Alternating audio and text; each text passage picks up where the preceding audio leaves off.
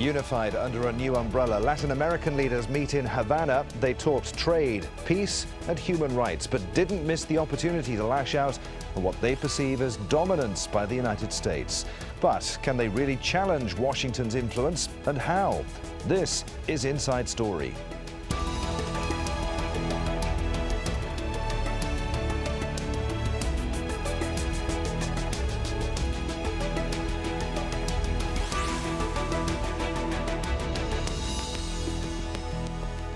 Hello, welcome to Inside Story in Doha. I'm Adrian Finnegan. Today on the program, we're looking at Cuba.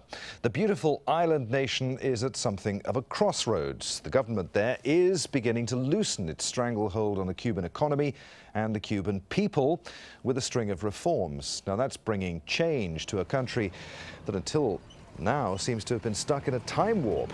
As it looks to the future, Havana is playing host to a summit of the community of Latin American and Caribbean states. It's a diplomatic coup for Cuba, a country the U.S. has tried to isolate for more than 50 years with a crippling trade embargo. And the meeting of 33 Latin American leaders is itself something of a rebuke to the United States. The bloc was the brainchild of the late Hugo Chavez of Venezuela, who wanted to counter the influence of the U.S. and the Washington-dominated Organization of American States. This year, CELAC, as it's known, discussed issues such as poverty, inequality and illiteracy. Cuba can boast some of the highest literacy levels in the world, but it came under fire for its human rights records and intolerance of dissenting voices. But that didn't deter Cuban leader Raúl Castro, who used the unique opportunity to stress the importance of more regional integration. We should establish a new type of regional international cooperation model. Based on the principle of solidarity and mutual benefit, we are likely to build a model suitable to our own conditions under the CELAC. And Brazilian President Dilma Rousseff said that it's time for Cuba's isolation to end. Cuba's presidency of CELAC shows just how out of date its exclusion is from the Organization of American States. Brazil has always been opposed to it. All right, let's bring in our guests on the program today. From Havana, we're joined by Luis Chirino, global radio news correspondent in Havana. From Halifax, Nova Scotia, we're joined by John Kirk, a professor of Latin American Studies at Dalhousie University. He was also the interpreter for former Canadian Premier John Savage in his meetings with Fidel Castro and Elena Guevara. And from Washington, D.C., we're joined by Eric Farnsworth, Vice President of the Council of the Americas. He served at the State Department on issues of national security and congressional affairs. He also writes extensively for Latin American policy. Gentlemen, welcome to you all. John Kirk, if we can start with you. CELAC is still a relatively new grouping. How significant was this summit in Cuba? I think it's enormously significant both for Cuba and also for the Latin American and Caribbean community as a whole. 31 of the 33 heads of government are in Havana at the moment. The UN Secretary General is in Havana for the first time. The OAS Secretary General in Sulsa is in Havana for the first time in that position since 1948. Enormously important symbolically. For Cuba, it's very important too, because following the UN General Assembly condemnation of the US embargo, 188 countries condemned it in October. The United States and Israel supported it. This is a coup, a symbolic coup, admittedly, but a coup to have 100 again, to have all but 2 leaders of the region, the U.S. Secretary General. It's quite significant. Eric Farnsworth, how much do the CELAC nations actually have in common, other than they're not the U.S. or Canada?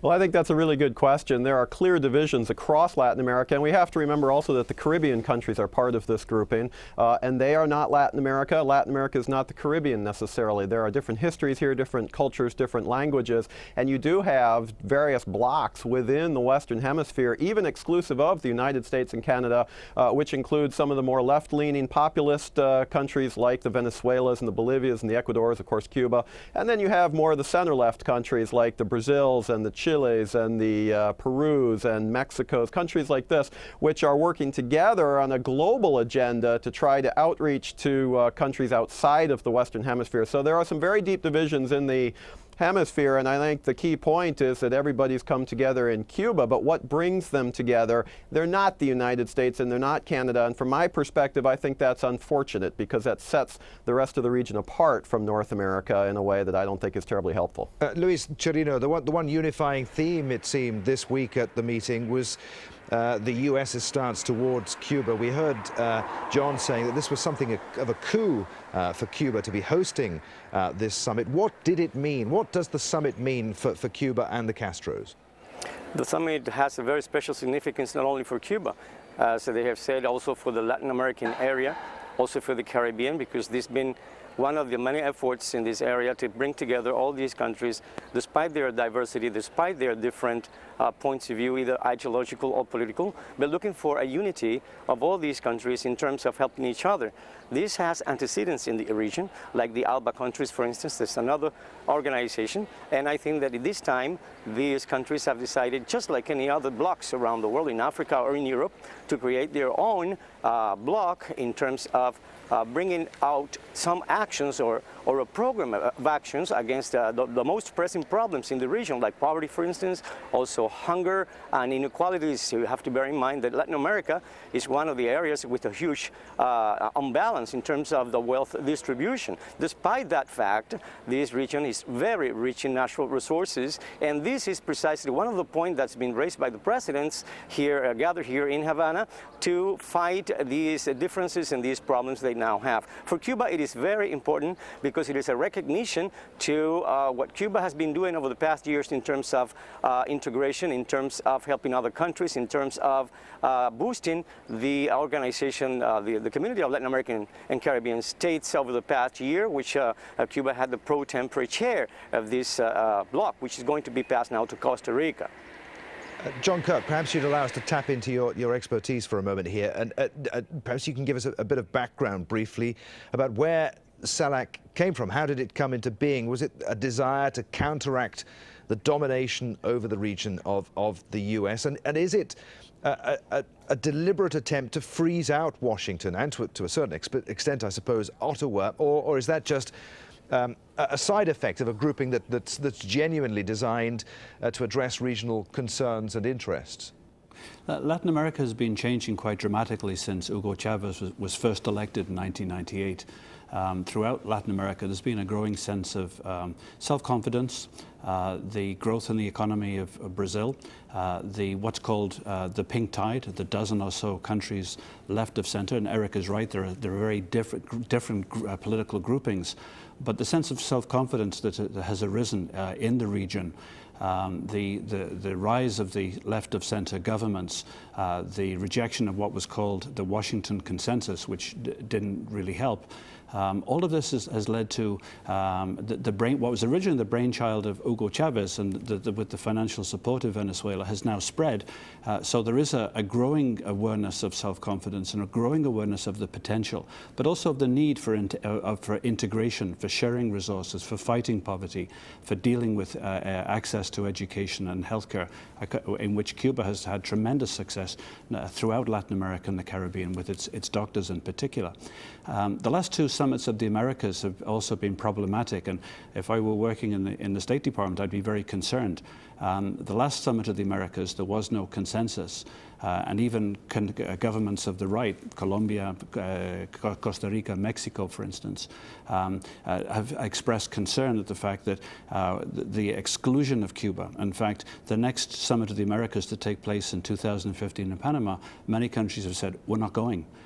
So I think that I think it's self-confidence, it's symbolic, but I think it is growing, it is developing roots and taking on a life all of its own, as this sense of Nuestra America, of our America, including the countries of the Caribbean, all see themselves as being somewhat distinctive from the hegemonic control in the past of the United States, and also the support of the Harper government in Canada, which has been very supportive of US politics.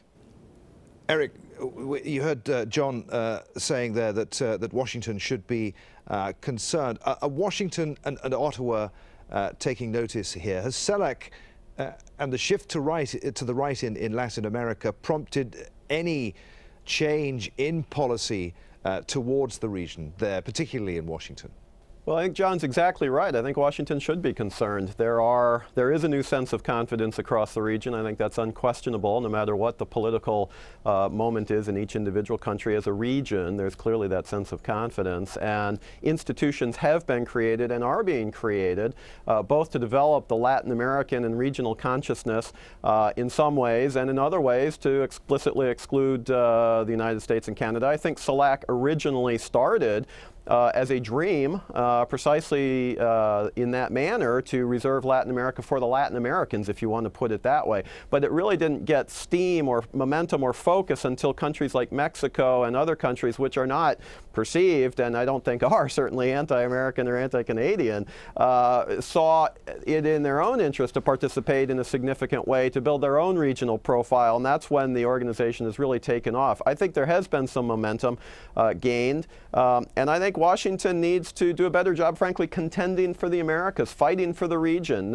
You know, there's been discussion of hegemony and traditional outreach and things like this. I don't think that Washington certainly perceives itself as a hegemon in the region at this point. If anything, the debate in Washington is how has so much influence been lost, and what can be done to regain that influence, and is there an agenda that can be promoted, if not with the entire region? John mentioned the summit in Panama, but perhaps with willing partners in the region to promote a certain agenda among like-minded countries. So I think that's where the debate is. And I think from that perspective, Washington's gaze has been elsewhere. We've pivoted to Asia. We've focused on the Middle East. I think we should be concerned. All right, well, let's just focus for a moment on the hosts of this summit. Since taking over as president from his brother Fidel, Raúl Castro has taken some small steps towards giving Cubans more freedom. In December, the government allowed people, for instance, to buy new cars and used cars, though the markup on foreign cars means that most Cubans will never be able to afford to buy them. Small-scale self-employment has also been allowed, with a host of family-owned restaurants popping up all over Havana, for example, and restrictions on Cubans wanting to travel abroad have been scrapped. And for the first time in 50 years, people are now free to buy and sell their houses legally. And among the many Western innovations that are slowly filtering into Cuba are cash machines and even credit cards. Luis Chirino, in Havana, dozens of Cuban dissidents were detained ahead of this CELAC summit. That's hardly the spirit of a grouping which aims to promote freedom and equality for all, is it? Actually, the CELAC which is taking place here is in the center of concern of the Cuban people in general, disregarding the way in which many of them, or part of them, or a group of them may think with different ideas as to the way the government should behave, should carry out the transformations, etc. So this is not an issue of division. It is not, among Cubans, and this is not an issue to divide either other peoples of the world. CELAC and Cuba in this minute has been given proofs that diversity, and when I say diversity, I mean different ideologies, different way of thinking, is not an exclusive issue. On the contrary, it is bringing all together in order to perceive or to secure the benefits of all Cubans, of all Latin Americans. That's what I have to say about it. But Luis, why were critical voices silenced there in Cuba for the duration of the summit? I don't have information about these silent voices. Everybody is speaking in different areas, in different places, about what they think about CELAC. And CELAC is considering important issues. Tell you that the main points of CELAC is not these aspects regarding who or who might not be against, but instead of addressing these issues, is looking at it in a very wide or wider umbrella in terms of unity. John Kirk, you wanted to make a point there. I wanted to speak about the general context because I think that the changes in Cuba are greater than were indicated. I've been traveling to Cuba about 2 or 3 times a year since 1976. I'm going in 2 weeks' time. I'll be back in April. I think that it's perhaps one figure that puts things in context. Last year, 470,000 Cuban Americans traveled to Cuba. These are exiles. I use the term in quotation marks, perhaps. And Cubans can now leave the country to go to visit for up to 2 years. So I think in terms of the question of human rights, it's easier for Cubans to leave the country to go to the United States then ironically it is for Americans who are denied permission unless they go with special groups or unless they're Cuban Americans to visit Cuba. So I think that it's important to bear in mind the context. First of all, Cuba has changed dramatically. There are now 450,000 people who are self-employed. The government of Raul Castro has made significant changes, as you mentioned, in housing. All of these things are important. Bear in mind that 90 miles away, you've still got the only country in the world, the most important industrial power, military power, which still has a policy called Trading with the Enemy Act, which broke off relations with Cuba in January 1961 and still hasn't allowed those, has not normalized relations. So Washington broke off relations in 61, and it's incumbent upon Washington to take an initiative to improve relations, to normalize them. So it's very difficult when you've got these background circumstances in which Cubans can leave, but Americans are not allowed to leave, to have a sort of a normal debate. I'd also argue that there are far more dissidents in Washington than there are dissidents in Havana. Eric Farnsworth, UN Secretary General Ban Ki-moon attended this summit in Havana. What are the implications of that, and what do you make of the fact that he failed to criticize Cuba directly on the issue of human rights, preferring instead to urge all leaders in the region to strengthen and uphold human rights? Well, I think that's a really good question, and his presence there, as well as the presence, as was mentioned earlier, of the OAS Secretary General in Sulsa, I think is an important symbolic diplomatic coup for the Cuban government. And that speaks volumes. But having said that, you know, it's difficult to go to a country and criticize your host directly, no matter where you are.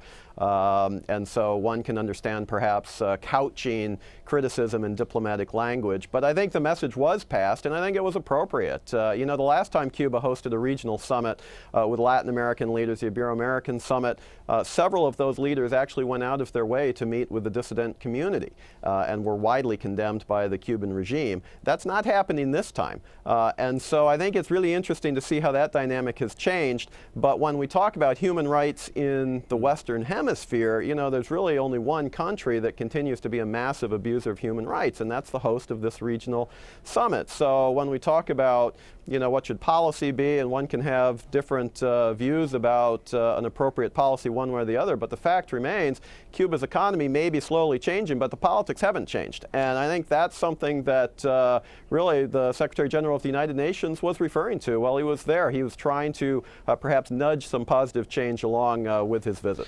All right, let's hone in now on the relationship between the region as a whole and the United States. Relations between Latin American countries and the U.S. have changed, of course, in recent years. That's partly due to the rise of left-wing populist politics across the continent in countries like Argentina, Bolivia, Chile, Brazil, and, of course, Venezuela.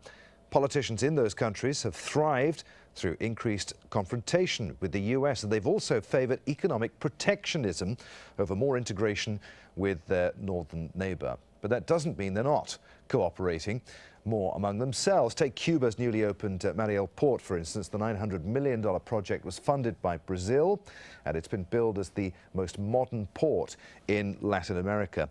John Kirk in Halifax, more than 2 decades after the Cold War, during which the U.S. backed anti-communist military rulers in the region. How concerned should the U.S. be now about Latin America's gradual swing to the left? I think it should be very concerned. I think that many people in Washington have thought, well, this will die a natural death, that the pink tide, the dozen or so countries will fade away and common sense will prevail. I don't think that has happened, and I don't think it will happen. And I think that events such as the rejection of U.S. influence at the last two the last two summits of the Americas, and what's happening today in Havana, I think strengthen that sense of self-confidence, of awareness, of the need for greater integration, of perhaps limiting foreign investment in countries. In the mining industry is a particularly good example. So I think this is it should be a matter, it is a matter of concern. I think it's unfortunate that U.S. mainstream media is not really analyzing in any depth what's happening in Havana, and that also makes it difficult for people to assess the tremendous significance of this meeting, both for Cuba and also for Latin America. Latin America has changed. When I started studying Latin America and traveling back in the early 70s, very different place. I think having countries such as Brazil, the powerhouse, and the sort of the continuity of left of center governments in Brazil has made a tremendous difference in terms of the regional self-confidence, because you've got the most powerful country. Mexico yesterday, Peña Nieto, the president, condemned the U.S. embargo. The Guatemalan president, a right-wing political candidate when he was running, a former general, also condemned. Luis Chirino, we heard, as John reminded us earlier, this is the first summit since the death of Venezuela's President Hugo Chavez, the driving force behind the formation of CELAC. Will this grouping remain as cohesive without him, as dynamic without him? I don't think it's going to lose the dynamic. I think that Hugo Chavez, in the first place, was one of the main promoters of these kind of blocs, but also Fidel Castro was there. Also Evo Morales was part of it. Rafael Correa was part of it. As our colleague was saying, Latin America has changed. There's been a change, undeniable change on the part of different countries. We're seeing that. And we're seeing the consensus, the very high consensus in this summit by all presidents in terms of supporting certain documents, like, for instance, the Declaration of Havana, which is coming out. And this declaration is contained, it's been approved already by the first 2 days in which national coordinators have their meetings, afterward the ministers of foreign affairs as well. And this declaration is bringing together the main interests and points of each country, and along with it, the interest of the region. In fact, the peoples of this region, with these initiatives boosted by Hugo Chavez, by Fidel Castro, and all these leaders, have proven the population, the people, in their everyday life, that this is the only way they can go ahead with the issues to solve their problems on the street, on their tables, on their homes. There's no other way. And I would also like to mention the fact, and again I say, this is not an exclusive summit. We're not excluding, in my point of view, this is my point of view, we're not excluding our sisters and brothers from the north. It is the fact that the countries of a given region, because of their history, because of their geographical approach, they have the right to build up their own blocks. So this is not an exclusive thing. And on the other hand, Ban Ki-moon here in Havana is representing the United Nations. I think also a very important issue that we have tackled today in this interview is the Port of Mariel. I think the Port of Mariel is a symbol of what Cuba is trying to do in terms of uniting investors, trying to solve the problems of the country, trying to help Latin America. And it would be very sad if the American business people, the American investors, do not come here. Luis, I'm sorry to interrupt you. We're running out of time here. Eric Farnsworth, can CELAC be anything more than an empty talking shop? It can't just be about rhetoric and firebrand speeches. What tools does it have as a grouping to solve effectively regional issues?